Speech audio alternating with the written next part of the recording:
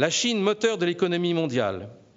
Toujours depuis 1978, date où elle a entamé ses premières réformes, et surtout depuis 1980, des années 80, avec l'idée que l'économie est semblable à un oiseau tenu dans la main.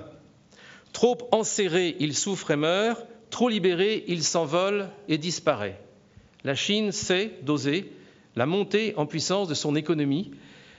Le PIB chinois, par exemple, est passé de quelques 200 milliards de dollars en 1980 à 7 300 milliards de dollars, 7 300 milliards de dollars en 2012.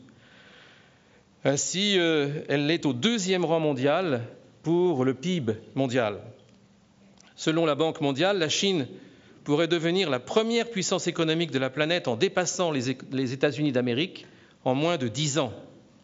Elle accueille une masse énorme d'investissements directs étrangers, 60 milliards de dollars en 80, plus de 110 milliards en 2010. En 2012, la Chine a été dans le trio de tête des pays réalisant les plus gros volumes d'investissements chinois à l'étranger, dans l'autre sens.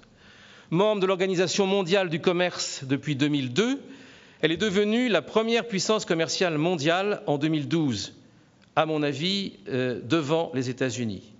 Ceci se discute, un ou deux, en tout cas, il est incontestable qu'elle est très en avance sur beaucoup d'autres pays. 4% du commerce mondial aujourd'hui, il y a 10 ans, aujourd'hui 10% du commerce mondial, 10%. La France est passée de 6% à 4% dans le même temps.